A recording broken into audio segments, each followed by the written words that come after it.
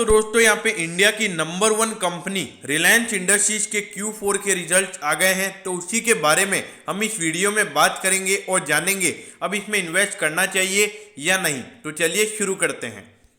तो देखिए दोस्तों, यहाँ पे मैं जो आपको रिजल्ट बता रहा हूँ ये कंसोलिडेटेड बेसिस पर है। कौन से बेसिस पर? कंसोलिडेटेड बेसिस पर। मतलब यहाँ पर आपको जो रिजल्ट है इसमें रिलायंस रिटेल, रिलायंस जियो हो गया, फिर उसके बाद में जो इसका ऑयल टू केमिकल वाला बिजनेस है, सारे बिजनेस मिला के जो भी प्रॉफिट यहाँ पे बिजनेस ने कमाया है वो मैं यहाँ पे बताने वाला हूँ। तो देखिए क्वार्टर ऑन क्वार्टर यहाँ पे कंपनी के रेवेन्यू के अंदर 24.9% का ग्रोथ देखने को मिला है। मतलब अगर हम पिछले क्वार्टर से कंपेयर करें तो यहाँ पे कंपनी का रेवेन्यू 24.9% बढ़कर 1,54,896 करोड़ हो गया है, क्योंकि देखा जाए बहुत ही अच्छा परफॉर्मेंस यहां पर दिखाया है। लेकिन अगर प्रॉफिटेबिलिटी की बात करें तो पिछले क्वार्टर के मुकाबले यहां पे प्रॉफिटेबिलिटी 0.6% ही बढ़ी है। मतलब पिछले क्वार्टर के कंपैरिजन में प्रॉफिटेबिलिटी कांस्टेंट रही है, मतलब सेम रही है, ज्यादा फर्क नहीं देखने को मिला है।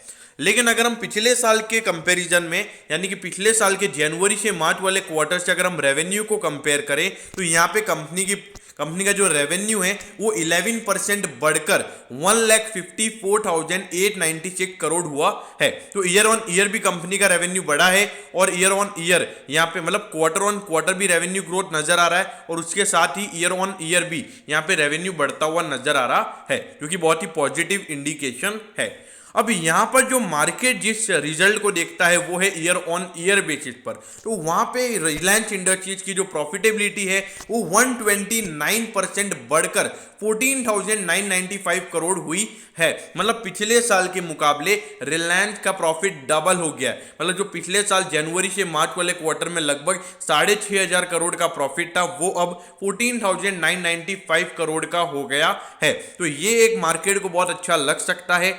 और इस रिजल्ट के बाद अगर मैं डेट टू इक्विटी रेशियो की बात करूं तो देखिए पिछले साल यानी कि मार्च 2020 के एंड तक 0.75 का कंपनी का डेट टू इक्विटी रेशियो था और अब ये रेशियो हो गया है 0.36 का। तो देखिए बहुत ही कम डेट यहाँ पे अब रिलायंस का बचा हुआ है और उन्होंने बोला हुआ भी कि 1-2 साल में वो पूरा डेट फ्री करने की कोशिश करने वाले हैं। हम यहाँ पे शेयर होल्डर्स के लिए कंपनी ने 7 रुपीज़ का डिविडेंड डिक्लेयर किया है। मतलब अगर आपके पास 100 शेयर पड़े हुए हैं तो आपको 700 रुपीज़ का डिविडेंड मिलेगा। अब यहाँ पर जो अर्निंग पर शेयर है इसका वो इस बार 76.37 निकल कर आया है, जबकि पिछले साल ये 63.07 था। तो अराउंड अगर आप देखोगे तो 13 रुपीज़ यहाँ पे ये बढ़ा है, तो अराउंड 20% यहाँ पे कंपनी का अर्निंग पर शेयर बढ़ा है। तो 20% अर्निंग पर शेयर बढ़ा है, मतलब इस साल कंपनी की जो अर्निंग्स है उसमें हमको 20% का ग्रोथ देखने को मिला है।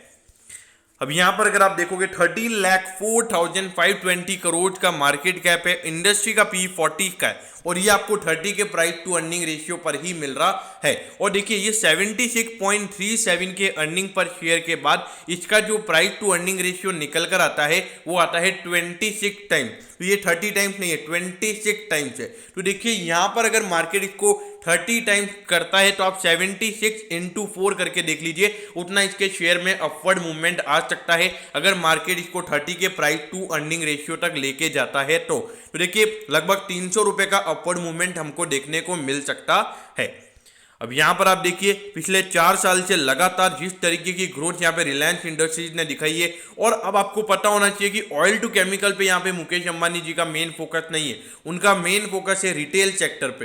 रिटेल सेक्टर के लिए वो जियो मार्ट भी लेकर आ गए हैं और टेलीकॉम बिजनेस तो उनका है ही, उसके साथ में अब वो ब्रॉडबैंड सर्विस यानी कि फाइबर नेटवर्क में भी उनका मेन फोकस अभी नजर आ रहा है। तो वहां पर एक अच्छी अपॉर्चुनिटी नजर आती है और अभी वर्क फ्रॉम होम में ऐसे बिजनेस ने बहुत ही अच्छा परफॉर्म किया है। तो ऑल ओवर ये कहूंगा कि रिलायंस के जो रिजल्ट हैं वो बहुत ही अच्छे आए हैं। अब देखिए पिछले साल अराउंड 39,000 करोड़ का प्रॉफिट था और वो प्रॉफिट इस साल के एंड में लगभग 48,000 करोड़ का हो गया। तो ऑल ओवर रिजल्ट बहुत अच्छे हैं।